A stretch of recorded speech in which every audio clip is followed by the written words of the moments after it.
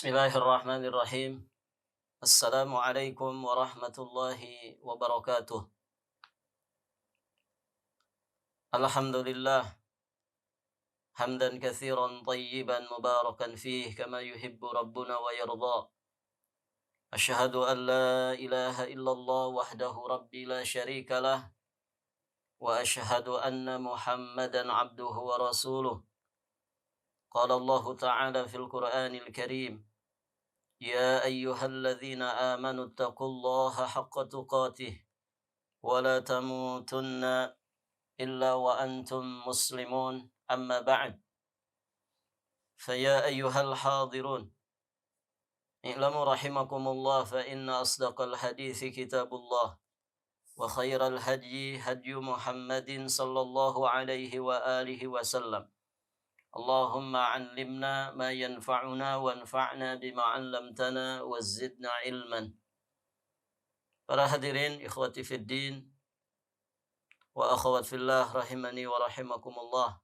Para ummahat yang semoga senantiasa dirahmati dan diberkahi Allah Subhanahu wa taala. Alhamdulillah pada kesempatan ini insyaallah taala kita akan melanjutkan pembacaan kitab Fiqhus Sunnah lin Nisa wa ma yajibu an ta'rifahu kullu muslimatin min ahkam. Berikutnya muallif hafizahullahu taala beliau menjelaskan tentang az-zinatu bil huli, yakni berhias menggunakan perhiasan. Dikatakan oleh beliau di sini bahwa perempuan boleh menggunakan perhiasan yang terbuat dari segala jenis emas dan juga perak. Di dalam riwayat Ali ibnu Abi Thalib disebutkan bahwa Rasulullah Shallallahu Alaihi Wasallam beliau pernah mengambil sutra dengan tangan kanannya dan beliau mengambil emas dengan tangan kirinya. Seraya beliau bersabda, "Inna hadzain haramun ala dzukuri ummati hillun li inathihim." Sesungguhnya dua benda ini haram bagi kaum laki-laki dari umatku, namun halal bagi kaum perempuannya. Oleh karena itu ibu-ibu yang dirahmati Allah, perempuan boleh memakai gelang. Perempuan itu boleh pakai anting, cincin, kalung, atau yang semacamnya. Di sana juga ada riwayat dari Abdullah bin Amr bahwa seorang perempuan datang kepada Rasulullah Shallallahu Alaihi Wasallam bersama putrinya yang memakai dua gelang besar dari emas di tangannya. Maka Rasulullah Shallallahu Alaihi Wasallam bertanya kepadanya, "Apakah engkau telah membayarkan zakatnya? Atu'tina zakata hadhih?" Apakah engkau telah membayar zakatnya? Maka kemudian dijawab tidak. Maka Nabi Shallallahu Alaihi Wasallam melanjutkan, "Ayasurruka an yusawwirakillah, ayasurruki an yusawwirakillah azza wa jalla bihima yaumal qiyamah siwaraini min narin." Relakah, kata Nabi, engkau jika Allah Subhanahu wa taala memasangkan gelang yang terbuat dari api neraka di kedua belah tanganmu karena dua gelang ini. Perhatikan riwayat yang mulia ini, ibu-ibu yang dirahmati Allah. Di sini Nabi Shallallahu Alaihi Wasallam tidak mengomentari putri dari seorang perempuan tadi. Tidak mengomentari putri dari seorang perempuan tadi yang mengenakan emas di tangannya. Tapi yang dikomentari Nabi adalah emas itu sudah dikeluarkan zakatnya atau belum. Begitu ya. Jadi Nabi tidak melarang memakainya. Tapi yang diingatkan oleh Nabi Shallallahu Alaihi Wasallam tentang kewajiban mengeluarkan zakatnya. Maka dari sini menggunakan perhiasan dari emas, baik berupa gelang, kalung, cincin, ataupun yang sejenis dengan itu diperbolehkan. Diperbolehkan bagi perempuan. Taib. Dalam riwayat Ibnu Abbas tentang nasihat Rasulullah SAW kepada para perempuan di hari Id, disebutkan isi nasihat Nabi, "Tsumma atan nisa wa ma'ahu Bilal fa amarahunna bis sadaqah faja'alatil mar'atu tulqi qurtaha wa khatamaha." Beliau bersama Bilal dan menyuruh para perempuan untuk bersedekah, sehingga seorang perempuan memberikan anting dan juga cincinnya. Hadisnya sahih, dikeluarkan oleh Imam Bukhari dan juga Imam Muslim. Taib. Ini kisah ya bagaimana Nabi Shallallahu Alaihi Wasallam memberikan khutbah ya kepada umat Islam ketika itu. Di khutbah Id, di penghujungnya Nabi Shallallahu Alaihi Wasallam sering sekali mengingatkan secara khusus tentang wasiat beliau, pesan-pesan beliau, nasihat beliau kepada para perempuan. Nabi sering mengingatkan bahwa yang paling banyak menghuni api neraka, penghuni neraka itu adalah dari kalangan perempuan. Maka Nabi Shallallahu Alaihi Wasallam memberikan poin-poin tertentu supaya para muslimah selamat dari api neraka. Nah, diantaranya adalah perintah Nabi Shallallahu Alaihi Wasallam untuk bersedekah. Maka setelah selesai acara Id, ya para perempuan, yakni para sahabiat Nabi Shallallahu Alaihi Wasallam, mereka pada bersedekah dengan perhiasan yang mereka kenakan. Ada yang dengan antingnya, ada yang dengan cincinnya. Nah itu, ibu-ibu yang dirahmati Allah Subhanahu wa Ta'ala. Tentu di sini mengandung pelajaran bagi kita bahwa memang perempuan itu boleh berhias mengenakan perhiasan emas atau perhiasan perak.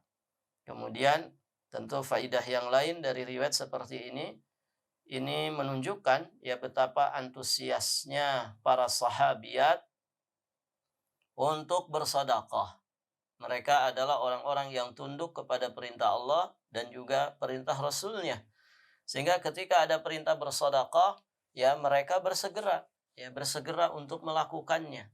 Jadi apa yang ada di tangan mereka, ya mereka kemudian melepasnya untuk dijadikan sebagai sedekah. Nah demikian ibu-ibu yang dirahmati Allah. Dan tentu ini teladan yang mestinya ditiru, dicontoh oleh para muslimah sepanjang zaman. Taib, ibu-ibu yang dirahmati Allah. Sauban juga meriwayatkan, "Fantaza'at Fatimatu silsilatan fi 'unuqiha min dhahabin wa qalat hadhihi ahdaha ilayya Abu Hasan." Fatimah melepaskan seuntai kalung emas di lehernya dan berkata, "Ali menghadiahkannya kepadaku." Jadi putrinya Nabi Shallallahu Alaihi Wasallam ya ketika ada perintah anjuran dari Nabi untuk bersedekah, beliau pun bersegera ya untuk mengeluarkan sedekah dengan perhiasan yang ada di lehernya. Jadi perempuan boleh memakai gelang kaki ya di dalam rumahnya untuk suaminya. Beliau katakan di sini perempuan boleh memakai gelang kaki di dalam rumahnya untuk suaminya. Ini satu jenis perhiasan yang lainnya ya. Jadi ada anting, ada cincin, ada kalung, nah ada juga gelang, nah ada ibu-ibu yang dirahmati Allah, gelang yang dipakai di kaki perempuan. Nah, perempuan yang pakai gelang kaki maka hendaknya memakainya itu untuk di dalam rumahnya saja. Dan dia tampakkan perhiasan kakinya itu hanya untuk suaminya. Begitu. Makanya beliau ingatkan di sini tidak boleh menampakkannya pada laki-laki yang bukan mahramnya. Dan tidak boleh dia mengentakkan kakinya. Menghentakkan kakinya sehingga laki-laki lain mengetahui perhiasan yang dia sembunyikan. Karena kaki itu aurat ya bagi perempuan, ibu-ibu yang dirahmati Allah, maka hanya boleh dilihat oleh para mahramnya atau oleh suaminya.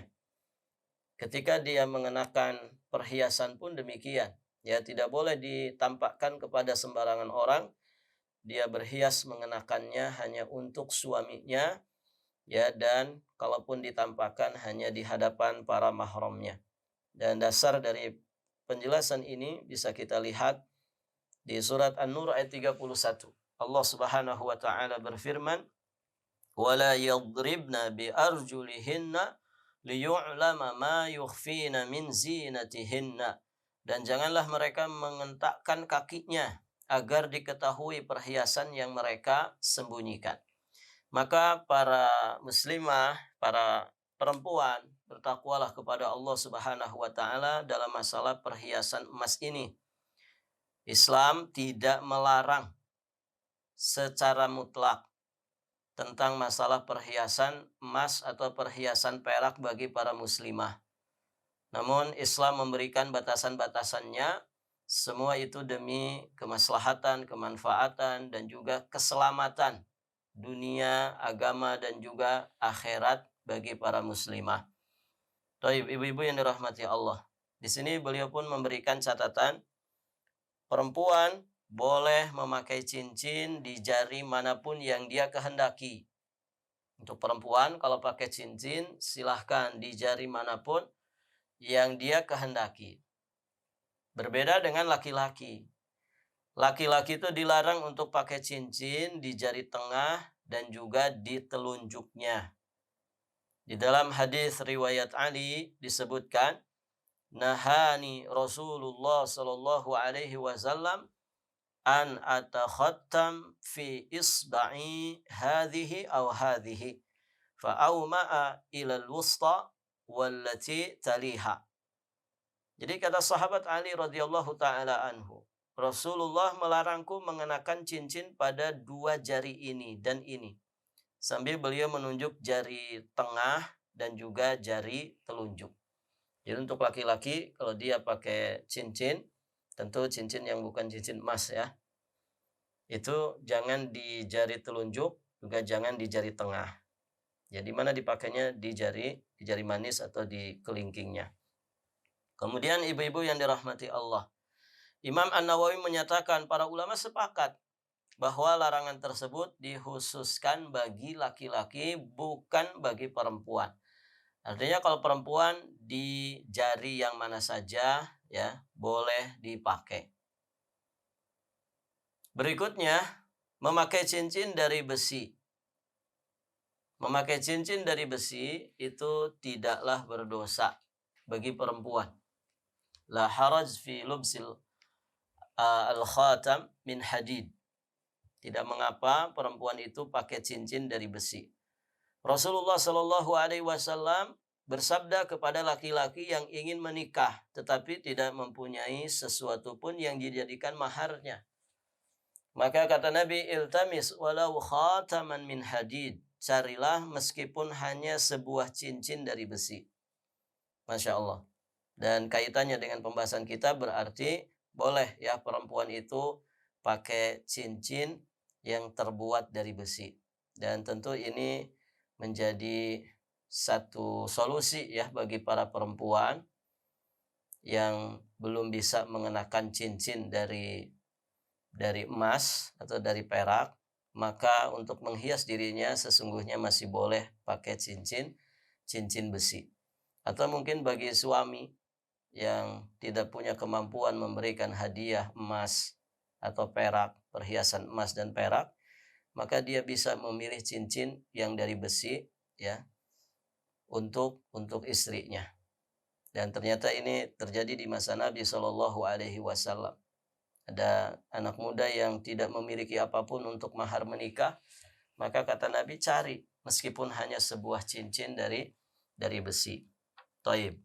Berikutnya, di sini beliau akan membahas tentang al-washm. Al-washmu haram. Ya, tato itu haram hukumnya. Dalam riwayat Abdullah bin Mas'ud radhiyallahu taala anhu, Rasulullah sallallahu alaihi wasallam pernah bersabda, la'anallahu al-washimat wal mustawshimat wan namisat wal mutanammisat wal mutafallijat lil husni al mughayyirat li khalqillah. Allah melaknat para perempuan yang memakai tato dan para perempuan yang meminta untuk dibuatkan tato.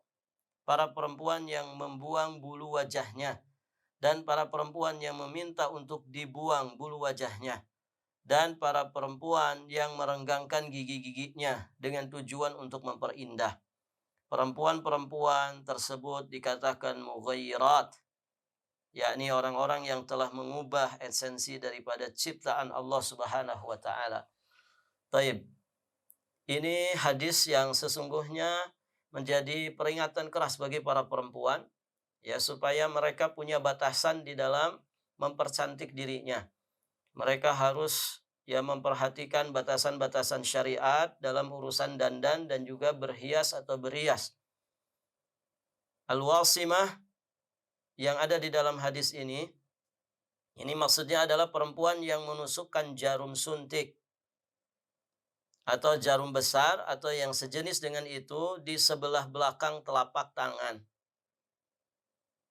di pergelangan tangan, di bibir, atau di bagian tubuh lainnya sehingga darahnya itu mengalir. Kemudian dia selipkan pewarna atau kapur pada bekas tusukan tersebut sehingga menjadi hijau.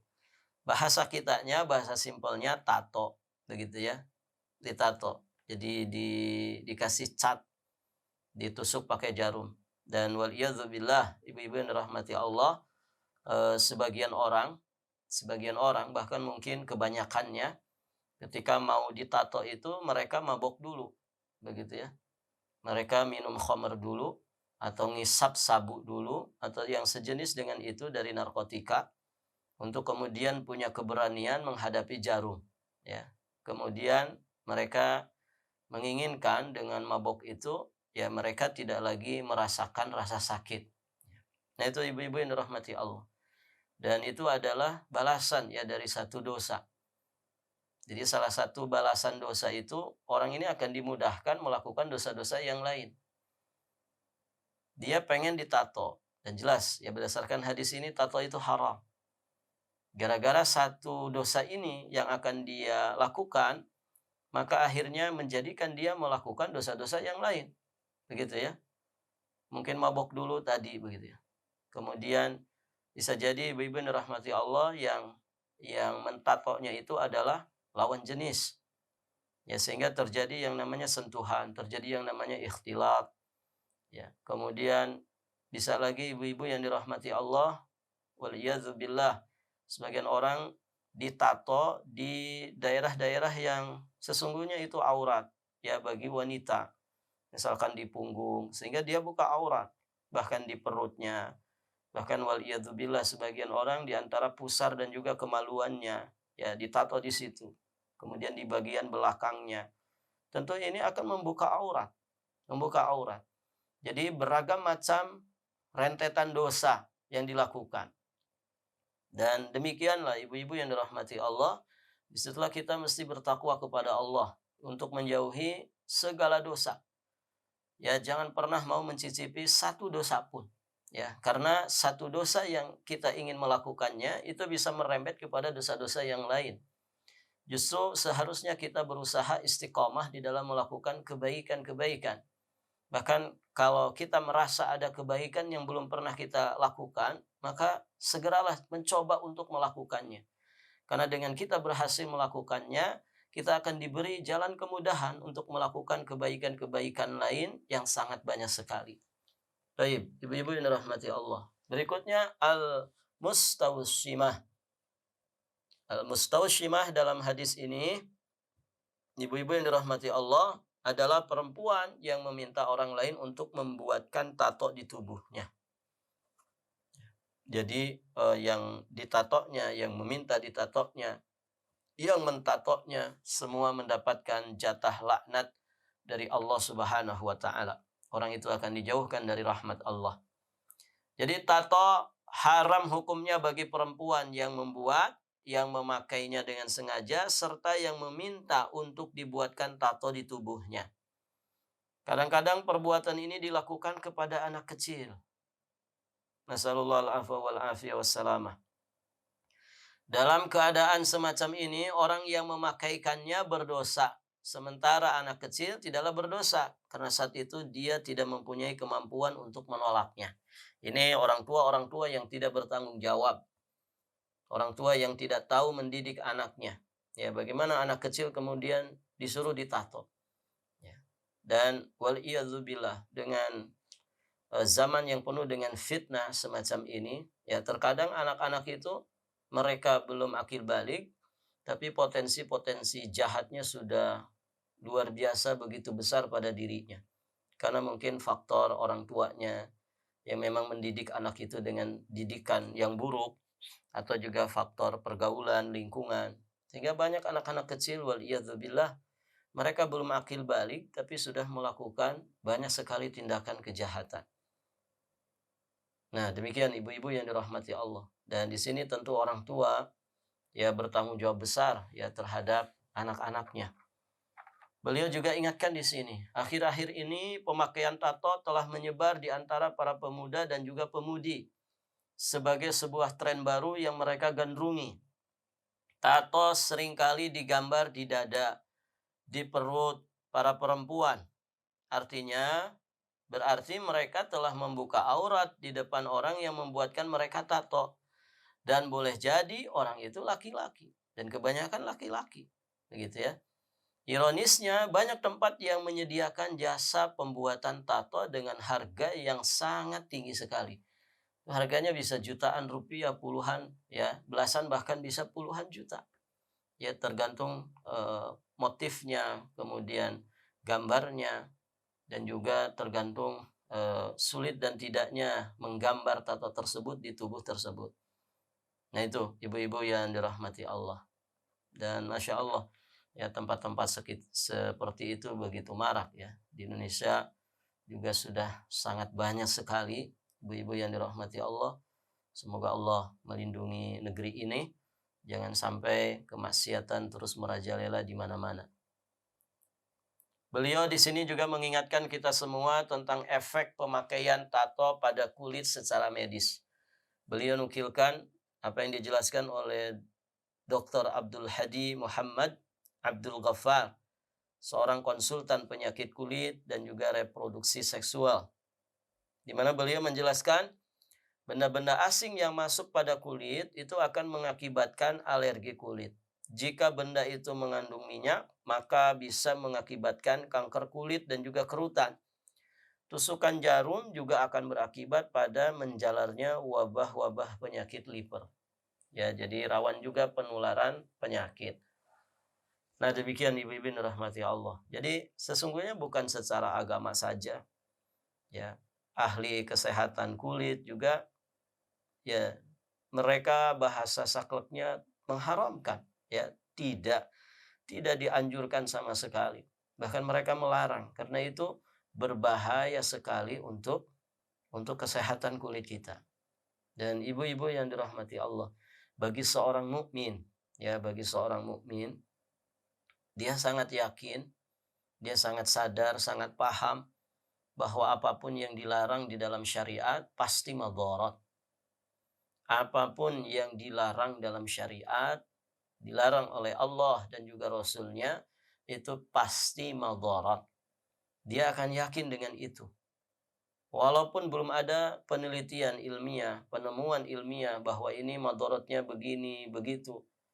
Dengan imannya, dia meyakini mustahil Allah itu melarang sesuatu, mustahil ya Nabi itu melarang sesuatu kalau kemudian ya sesuatu itu maslahat untuk kehidupan manusia, lahir batinnya, dunia agamanya dan juga akhiratnya. Gak mungkin yang maslahat-maslahat dilarang. Yang dilarang itu pasti mafsadat dan madharat. Baik untuk lahir dan batin, jasmani, untuk rohani, untuk dunia, agama, dan juga untuk kehidupan akhirat nanti. Begitu. Jadi ibu-ibu yang dirahmati Allah. Nah, kalau kemudian ada penjelasan ilmiah yang akhirnya ditemukan dengan teknologi yang canggih, dengan ilmu pengetahuan medis yang terus berkembang, akhirnya ya semakin terungkap ya segala sesuatu yang diharamkan syariat itu ternyata begini madharatnya, semakin detail lagi, maka tentu itu akan lebih lagi menambah ya keyakinan di atas keyakinan ya bahwa apa yang diharamkan di dalam syariat itu pasti madarat dan mafsadat. Baik, ibu-ibu yang dirahmati Allah. Kemudian catatan berikutnya, akhir-akhir ini terdapat jenis tato lain, yakni tato yang dicetak atau digambar pada kulit sebagai ganti dari teknik tusukan jarum. Ini jenis tato yang lain ya. Artinya yang tidak pakai tusukan jarum. Jadi dia tintanya tidak ditanam di dalam kulit, tapi sekedar ditempel. Beliau katakan di sini, jika hal ini tidak berbahaya bagi kulit, maka boleh dilakukan. Dan sebetulnya bukan tato ya, artinya kalau yang seperti itu hanya tempelan, ya mungkin untuk menghias pengantin gitu ya di telapak tangannya atau di sebagian lengannya. Ini lebih kepada hiasan ya, hiasan tangan. Namun di sini disebutkan itu juga bagian daripada jenis tato. Nah, ibu-ibu yang dirahmati Allah, kalau modelnya seperti itu tidak pakai tusuk jarum, hanya sekedar ditempel gitu ya, dicetak, ditempel. Apabila memang tidak berbahaya bagi kulit, ini boleh dilakukan. Tato yang dilakukan dengan teknik tersebut tidak dianggap mengubah esensi ciptaan Allah Subhanahu wa taala, tetapi lebih menyerupai praktek mewarnai kulit dengan inai. Begitu ya. Nah, kalau yang sebagian orang merias pengantin begitu ya untuk mempelai perempuan, ya kadang digambar gitu ya tangannya. Allahu alam ya itu biasanya pakai inai Ibu ya, atau yang sejenis dengan itu. Jadi bukan tato. Allahu alam apakah ada jenis yang lain ya dari gambar itu atau hiasan itu. Tetapi perempuan yang menggunakan tato tersebut tidak boleh menampakkannya selain pada suaminya. Artinya itu pun hanya untuk di depan suaminya, bukan untuk dipajang untuk sembarangan orang, ya diperlihatkan kepada sembarangan orang.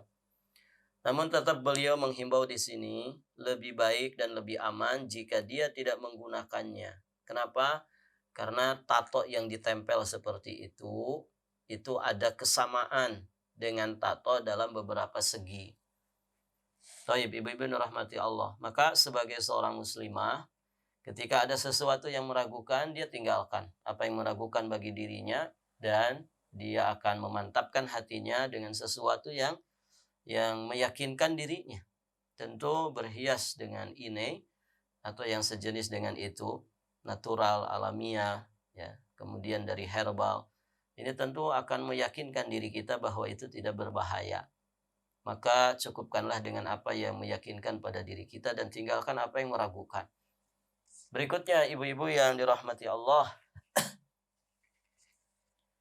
beliau selanjutnya membahas tentang amaliyat tajmil, ya, tentang hukum operasi kecantikan. Hukum operasi kecantikan. Operasi kecantikan itu mencakup berbagai jenis. Yang pertama, operasi yang dibolehkan bahkan diwajibkan. Operasi yang dibolehkan bahkan diwajibkan. Bagaimana kriterianya?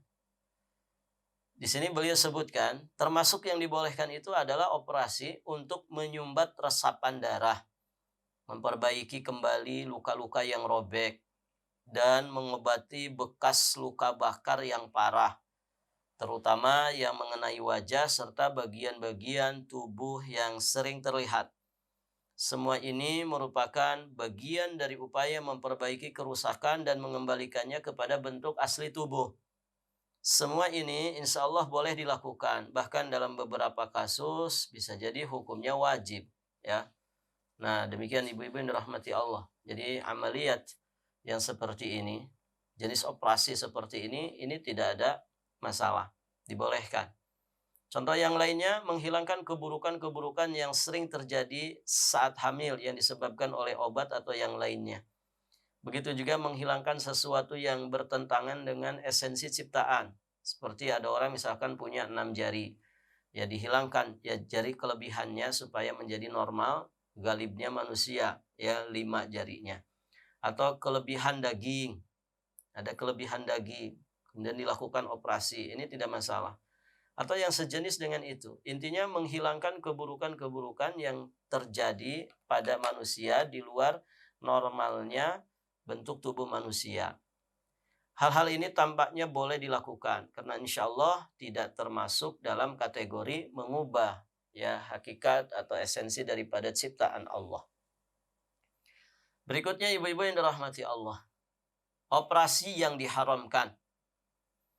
Operasi yang diharamkan adalah segala sesuatu yang termasuk kategori mengubah esensi ciptaan Allah Subhanahu wa taala. Ya, ini haram hukumnya. Allah Subhanahu wa taala telah menciptakan manusia dalam beragam bentuk dan juga keadaan. Ada yang tinggi, ada yang pendek, ada yang hitam, ada yang putih, ada yang ganteng, ada yang buruk rupanya. Semua ini merupakan tanda-tanda keajaiban dalam kehebatan penciptaan Allah Subhanahu wa taala. Karena Allah lah zat yang maha mencipta. Sebagaimana Allah Subhanahu wa taala sebutkan di surat Ali Imran ayat yang ke-6. Huwallazi yusawwirukum fil arhami kaifa yasha. La ilaha illa huwal azizul hakim. Dialah yang membentuk kalian dalam rahim menurut yang Dia kehendaki. Tidak ada Rabb yang hak untuk disembah melainkan Dia Allah yang maha perkasa dan juga maha bijaksana. Itu artinya ibu-ibu yang dirahmati Allah, masing-masing manusia diciptakan sesuai dengan apa yang dikehendaki Allah Subhanahu wa taala. Begitu. Karena sesungguhnya nilai manusia bukan pada tinggi pendeknya, hitam putihnya, ganteng ataukah tidak ganteng, cantik atau jeleknya. Nilai manusia bukan di situ. Nilai manusia juga bukan ada pada hartanya, bukan pada fisiknya, bukan apa yang nampak pada dirinya. Nilai manusia di sisi Allah adalah sekadar dengan ketakwaannya. Inna akramakum indallahi atqakum. Ya, sesungguhnya semulia-mulia kalian di sisi Allah adalah yang paling bertakwa di antara kalian.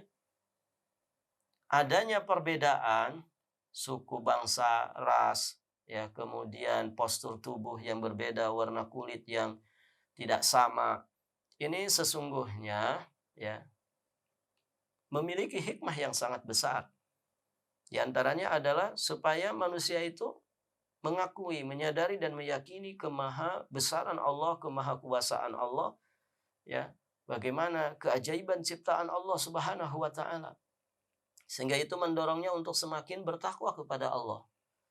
Dari sisi hikmah duniawiyah juga bisa memberikan hikmah kepada kita supaya kita ini lita'arafu, saling mengenal. Bayangkan ibu-ibu yang dirahmati Allah, kalau semua orang itu sama semua. Laki-lakinya ganteng semua, begitu ya. Jadi hidup ini nggak ada warna-warninya. Kenapa ada orang disebut ganteng? Karena ada lawannya yang jelek, begitu ya. Kenapa disebut cantik? Karena ada lawannya. Kalau semua cantik, nggak ada orang cantik, begitu kan. Nah ini supaya saling mengenal.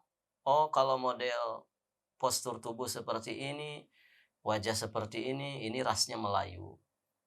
Kalau yang seperti ini, oh ini rasnya orang-orang Arab. Oh ini orang-orang bule, orang-orang asing, orang-orang Eropa atau Amerika. Nah, ini satu dengan yang lain bisa saling mengenal. Begitu. Nah ini tentu hikmah yang sangat besar ya bagi kehidupan manusia, dan tentu Allah Maha tahu dengan itu semua. Allah Maha tahu apa yang manfaat dan maslahat untuk kehidupan manusia. Baik, ibu-ibu yang dirahmati Allah. Melanggar hakikat penciptaan Allah Subhanahu wa taala dengan mengubah bentuk, warna atau susunan ciptaan tentu saja merupakan penentangan terhadap Allah yang Maha Agung dan Maha Perkasa. Sebagaimana Allah Subhanahu wa taala berfirman di surat Ar-Rum ayat 30. Allah Subhanahu wa taala berfirman, la tabdila li khalqillah.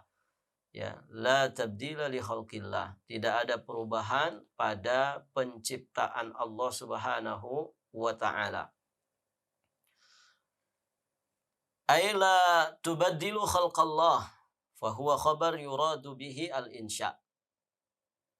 Dengan makna yang lain, artinya makna daripada ayat ini, ibu-ibu yang dirahmati Allah, seolah-olah Allah itu mengatakan, la tubaddilu khalqallah, ya. Janganlah kalian itu mengubah hakikat daripada penciptaan Allah Subhanahu wa taala. Maka ayat tersebut, la tabdila li khalqillah, ayat tersebut sesungguhnya dia berupa khobar. Namun yang dimaksudkan itu adalah al-insya. Jadi ayat tersebut ya bentuknya itu adalah merupakan pernyataan informatif, khobar, begitu ya. Tapi mengandung makna imperatif, mengandung makna keharusan, perintah atau larangan. La tabdila li khalqillah, maksudnya janganlah kalian mengubah hakikat dari penciptaan Allah Subhanahu wa taala. Kemudian ibu-ibu yang dirahmati Allah, Allah Subhanahu wa taala juga berfirman tentang iblis yang akan menyuruh manusia untuk mengubah esensi ciptaan Allah. Jadi mengubah ciptaan Allah Subhanahu wa taala itu dosa besar. Maka dia termasuk satu kejahatan yang digencarkan oleh syaitan. Syaitan berusaha ya untuk mengajak manusia supaya merubah-rubah hakikat daripada ciptaan Allah Subhanahu wa taala. Allah sebutkan di surat An-Nisa ayat 117 sampai 119. Iyad'una min dunihi illa inatha wa iyad'una illa syaitanan marida la'anahu Allah wa qala la'attakhidhanna min ibadika nasiban mafruḍa wa la'udillannahum wa la'umanniyannahum wa la'amurannahum falayubattikunna adhanal an'am wa la'amurannahum falayughayyirunna khalqallah wa man yattakhidhish syaitana waliyan min dunillah faqad khasira khusranan mubina. Kata Allah Subhanahu wa taala yang artinya yang mereka sembah selain Allah itu tidak lain hanyalah inathan, yakni berhala. Segala sesuatu yang disembah selain Allah maka itu persembahan yang batil. Berarti mereka menyembah berhala. Dan mereka tidak lain hanyalah menyembah setan yang durhaka. Ya, berhala, ibu-ibu yang dirahmati Allah, sesungguhnya mereka adalah setan yang dilaknati Allah Azza wa Jalla. Dan kemudian setan itu mengatakan, la'anahullah wa qala la'attakhidanna min ibadika nasiban mafruḍa. Aku pasti akan mengambil bagian tertentu dari hamba-hambamu. Ini janjinya iblis kepada Allah Subhanahu wa taala ya bahwa dia akan menyesatkan seluruh anak keturunan Nabi Adam alaihi salam. Aku pasti akan mengambil bagian tertentu dari hamba-hambamu dan pasti aku akan sesatkan mereka. Wala udhillannahum. Ini janjinya iblis. Perhatikan di sini. Di sini poinnya ibu-ibu yang dirahmati Allah. Wala umanniyannahum. Iblis berusaha dengan bala tentaranya akan menyesatkan manusia. Kemudian ya, dia pun akan membangkitkan angan-angan kosong pada manusia. Akan disuruh manusia itu memotong telinga binatang ternak, lalu mereka benar-benar memotongnya. Akan aku suruh mereka mengubah ciptaan Allah. Di sini poinnya. Wala amurannahum falayughayyiranna khalqallah. Akan aku suruh mereka mengubah ciptaan Allah. Lalu mereka pun benar-benar mengubahnya. Maka kata Allah Subhanahu wa taala, "Wa may yattakhidhish syaitana waliyan min dunillah." Siapa yang menjadikan setan sebagai pelindung selain Allah, faqad khasir khusranan mubina. Sungguh dia telah menderita kerugian yang sangat nyata. Ibu-ibu yang dirahmati Allah Subhanahu wa taala, maka berhati-hatilah dari tipu daya syaitan. Berhati-hatilah dari tipu daya syaitan. Kadang mungkin ada sebagian perempuan itu niatnya baik ya untuk menyenangkan suaminya. Untuk menyenangkan suaminya. Tapi dia tidak mengerti batasan-batasan. Ya di dalam berhias, di dalam berdandan, di dalam memakai perhiasan. Ya sehingga dia melanggar aturan syariat. Yang seperti ini walaupun niatnya baik tetap tidak diperkenankan. Karena dalam Islam, ibu-ibu yang dirahmati Allah, niat baik saja tidak cukup. Tapi ketika mempraktekkan apa yang diniatkan itu harus dengan bimbingan Allah dan juga Rasul-Nya. Ya, niat itu barometer amal batin, ya sedangkan syariat Allah dan Rasulnya itu barometer amal zahir. Niat yang baik harus disertai dengan ya perbuatan yang baik. Niat yang baik ya harus disertai dengan amal yang sesuai dengan syariat Allah dan Rasulnya. Oleh karena itu, di antara upaya-upaya setan untuk menyesatkan manusia adalah menyuruh mereka untuk mengubah esensi ciptaan Allah.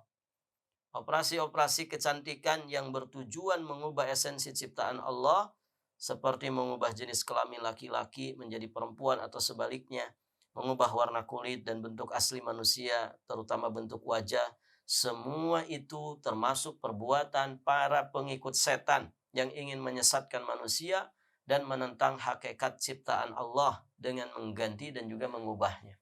Begitu ya.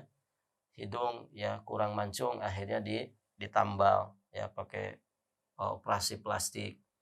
Kemudian pipinya pengen tirus ya, pokoknya diubah-ubah ciptaan Allah itu.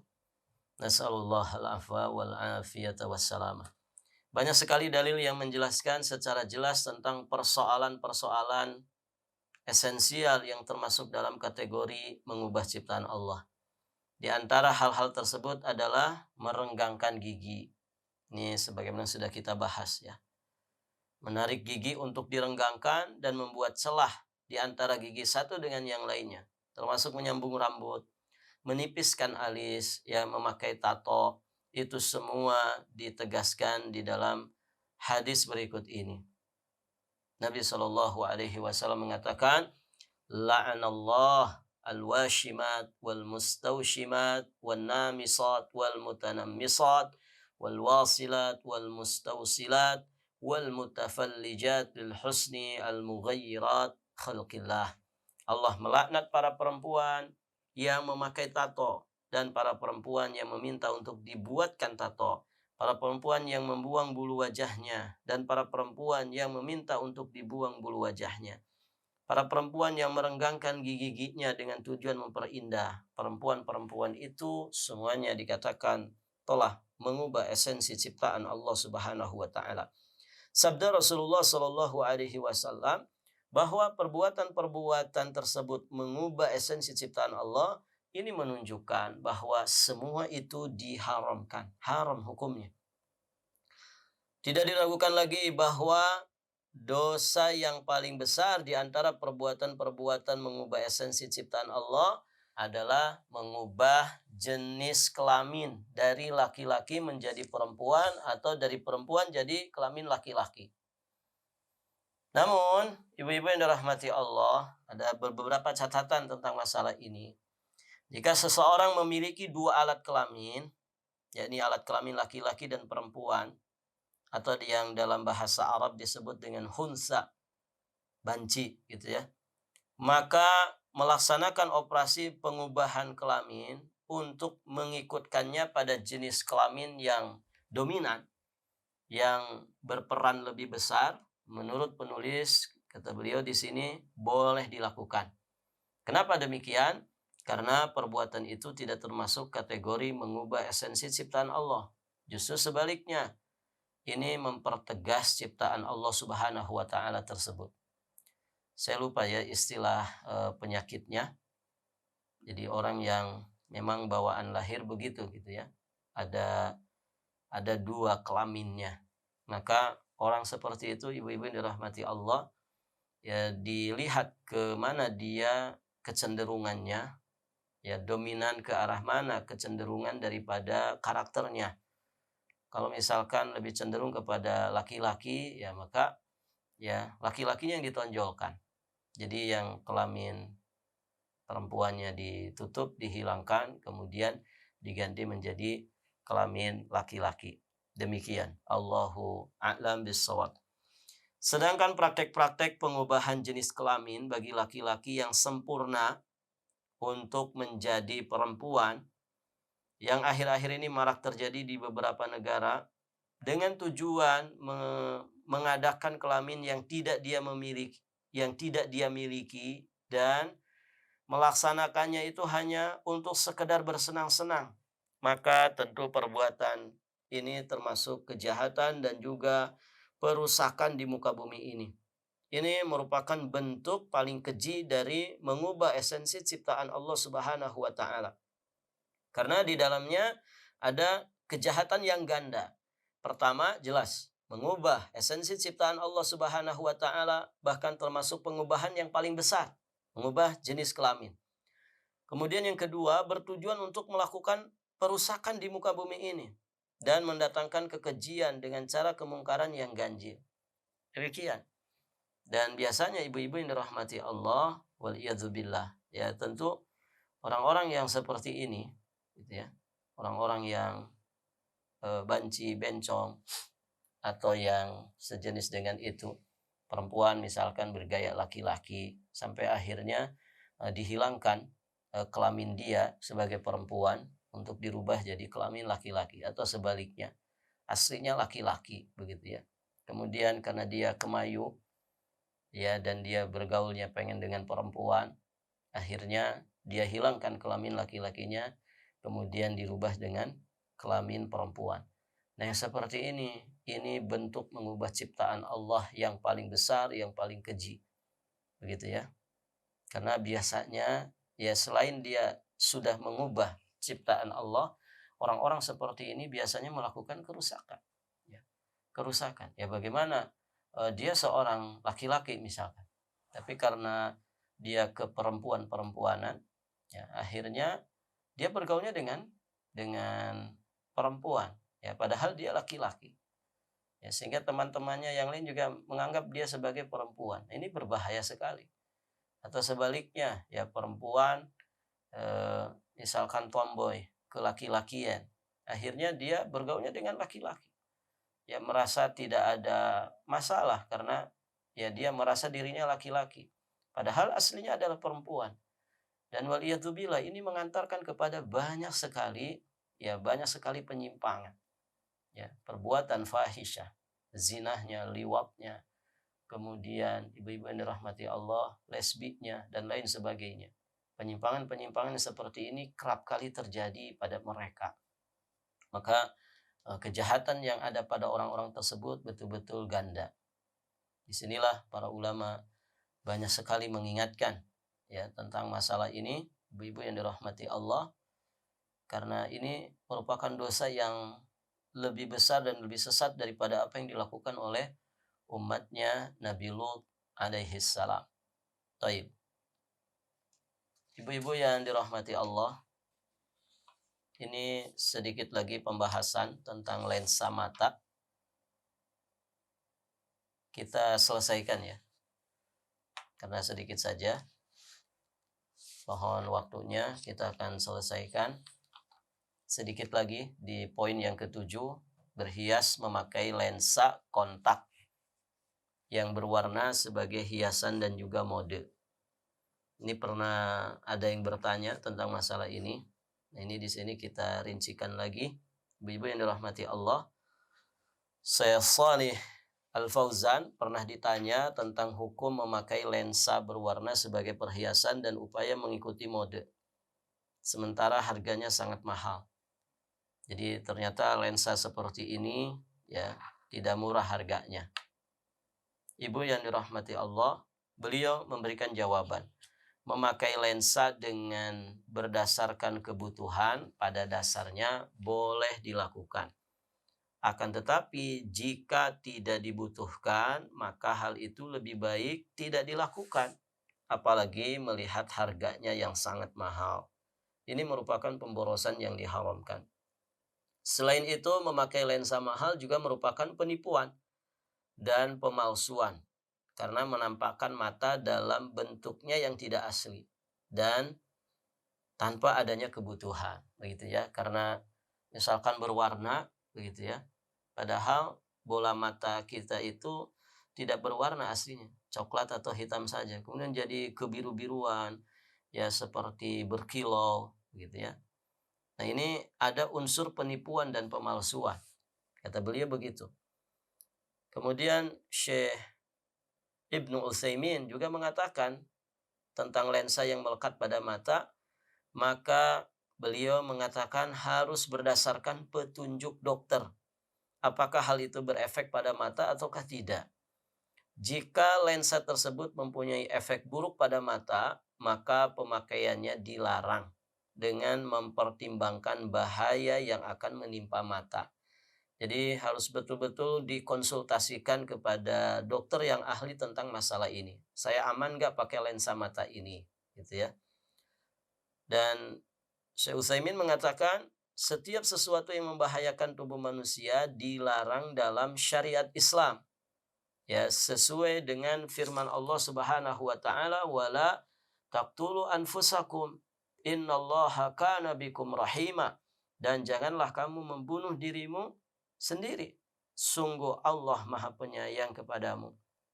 Namun kata Syekh Utsaimin, jika para dokter menetapkan bahwa hal itu tidak berpengaruh pada mata, juga tidak membahayakan, gitu ya, maka kita juga harus mempertimbangkannya lagi. Apakah lensa tersebut membuat mata perempuan seperti mata binatang?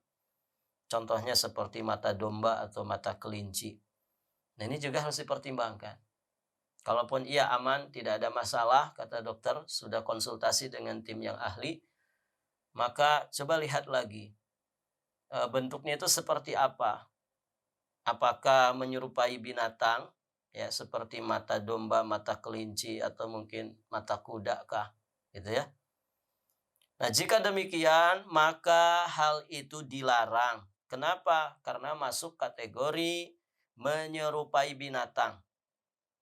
Ya. Masuk kategori tasyabbuh dengan binatang. Sementara perbuatan menyerupai binatang tidak pernah disebutkan oleh Al-Quran dan hadis kecuali sebagai sesuatu yang tercela. Demikian. Jadi tasyabbuh dengan binatang itu nggak boleh. Karena seringkali ya Allah menyebutkan tentang binatang itu untuk sesuatu yang tidak baik. Demikian. Di antaranya bisa dilihat di surat Al-A'raf ayat 175-176.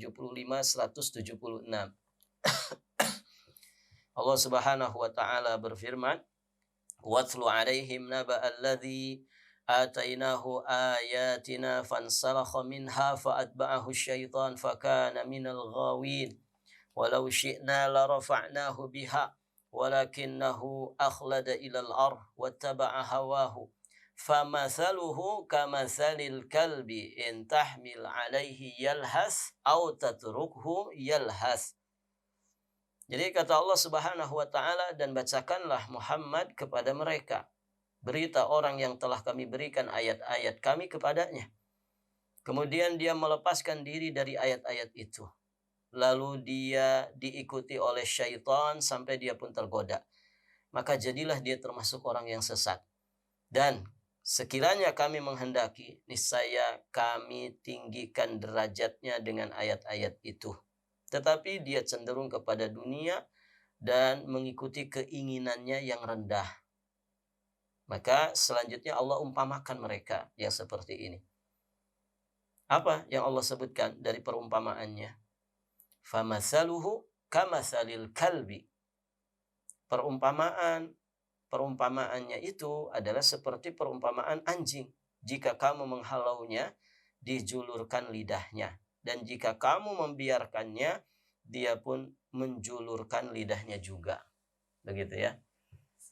Nah, di sini ibu-ibu yang dirahmati Allah, poinnya adalah jangan tasyabbuh dengan binatang. Karena biasanya Allah menyebutkan binatang dalam Al-Quran itu biasanya untuk sesuatu yang tercela. Walaupun ada ya Allah menyebutkan binatang-binatang tertentu yang menunjukkan tentang manfaatnya. Ya, seperti lebah, kemudian seperti kuda perang, begitu ya, onta.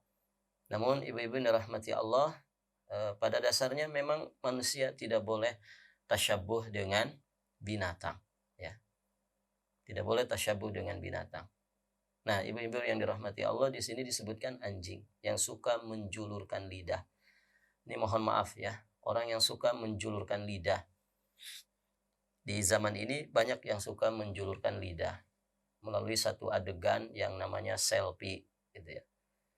Jadi ibu perhatikan, sebetulnya kalau orang ngerti ilmu psikologi, kalau orang itu sering selfie, ini tanda gangguan jiwa, gitu ya. dikit-dikit selfie, ya sedang di mobil selfie, sedang di taman rumah selfie, gitu ya, sedang di mall selfie, gitu ya. Ini sebetulnya ada gangguan jiwa pada dirinya. Dan para perempuan mestinya juga bisa bisa bertakwa kepada Allah dalam masalah ini, gitu ya. Memang secara kodrat perempuan itu kalau difoto itu dikatakan gayanya bisa sampai 13 gaya, bahkan mungkin bisa lebih. Beda dengan laki-laki. Laki-laki itu cenderung kaku. Ya. Kalau kata para ahli, laki-laki itu cuman hanya punya 3 gaya saja kalau difoto. Beda dengan perempuan yang memang banyak gayanya. Dia ekspresinya, gayanya itu banyak. Namun ibu-ibu yang dirahmati Allah, para muslimah mesti punya batasan dalam masalah ini. Jangan suka selfie diri sendiri, begitu ya. Apalagi menampakkan perhiasan, menampakkan wajah, menampakkan sesuatu yang jauh sekali dari adab seorang muslimah, begitu ya. Nah, yang sering dilakukan oleh sebagian wanita, terutama wanita-wanita yang tidak mengerti adab, wanita-wanita yang bukan wanita salihah, mereka selfie dengan menjulurkan lidah. Nah, yang suka menjulurkan lidah itu, ibu-ibu yang dirahmati Allah, itu adalah binatang. Binatang yang disebut dengan anjing. Itu yang suka menjulurkan lidah. Dan itu punya tanda ya. Orang anjing itu kalau menjulurkan binatang, itu satu dari 2 keadaan. Pertama, dia kehausan atau kelaparan. Yang kedua, dia sedang bernafsu kepada betinanya. Nah, ini sering dicontoh. Ya, sering dilakukan oleh para perempuan. Mereka selfie dengan menjulurkan lidahnya. Atau mungkin ya sedang jualan lidah online begitu ya. Ini tidak layak. Apalagi orang yang sudah ngaji, orang sudah belajar, muslimah yang berhijab. Ini tidak sepatutnya. Ibu-ibu yang dirahmati Allah. Maka perhatikan ya masalah ini. Berikutnya kita lanjutkan. Ibu-ibu yang dirahmati Allah. Di dalam Al-Quran juga Allah menyebutkan bahwa binatang sering disebutkan oleh Allah dalam Al-Quran untuk sesuatu yang tercela. Berikutnya adalah di sabda Nabi Shallallahu Alaihi Wasallam, "Laisa lana mislu al-aid fi hibatihi kal kalbi yaqi'u thumma ya'ud fi qai'ihi." Seharusnya kita tidak termasuk dalam perumpamaan yang buruk ini, kata Nabi. Orang yang meminta kembali sesuatu yang telah diberikannya kepada orang lain, itu sama seperti anjing yang muntah lalu memakannya kembali muntahan itu. Jadi ternyata dalam Al-Quran dan dalam Sunnah seringkali ya binatang-binatang itu disebutkan dalam sesuatu yang tercela. Maka kita jangan tasyabuh dengan binatang dengan cara apapun. Begitu ya, termasuk tadi ya pakai lensa mata ya, kemudian akhirnya mata kita itu jadi mirip mata kelinci atau mata binatang. Ini dihindari. Maka dulu pernah saya sampaikan, kalaupun ia harus pakai itu setelah konsultasi dengan para ahli gitu ya, maka usahakan jangan yang berwarna gitu ya. Artinya sesuaikan dengan warna bola mata kita. Kalau hitam ya hitam, kalau coklat ya coklat. Kalau memang aslinya ya bola mata kita itu warna biru, ya karena sebagian manusia ada yang bola matanya berwarna biru, ya silahkan, tidak ada masalah. Karena memang aslinya ya warna bola matanya biru. Nah demikian ibu-ibu yang dirahmati Allah. Di sabda beliau yang lain disebutkan, "Alladzi yatakallam yaumal jumu'ah wal imamu yakhtub kamatsalil himar yahmilu asfara." Ini hadis yang lain yang menunjukkan ketika Nabi menyebutkan binatang ternyata untuk sesuatu yang tercela. Kata Nabi, orang yang berbicara pada hari Jumat sementara imam sedang menyampaikan khutbahnya itu sama seperti keledai yang membawa kitab-kitab tebal. Nah, jika lensa yang melekat membuat mata seperti mata binatang, maka memakainya adalah haram karena tasyabuh dengan binatang. Namun jika lensa itu tidak membuat mata seperti mata binatang, tetapi mengubah warna mata misalnya dari hitam pekat menjadi hitam yang tidak terlalu pekat dan sebagainya, maka dibolehkan memakainya. Artinya perubahannya tidak signifikan. Hal ini tidak termasuk kategori mengubah esensi ciptaan Allah. Karena dia tidak bersifat permanen, tidak seperti tato. Kapan saja perempuan menghendakinya, dia bisa melepaskannya.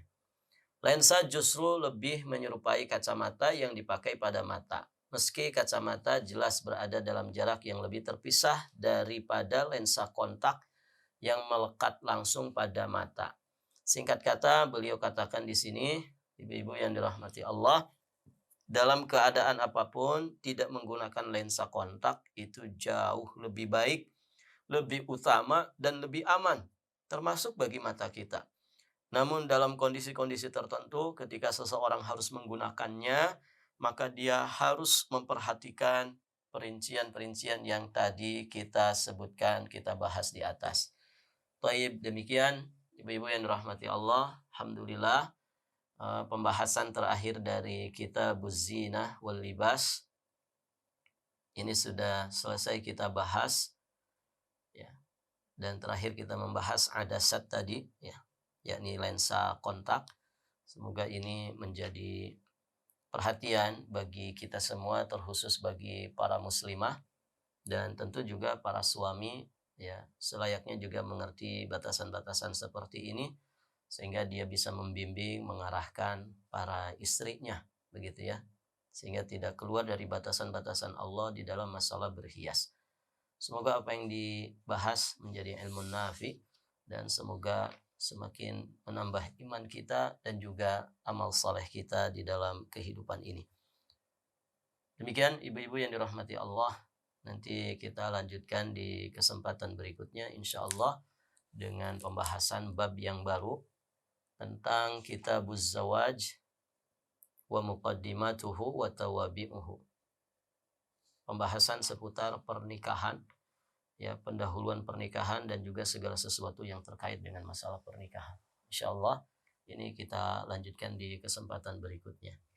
Sampai di sini akhiru da'wana alhamdulillahi rabbil alamin.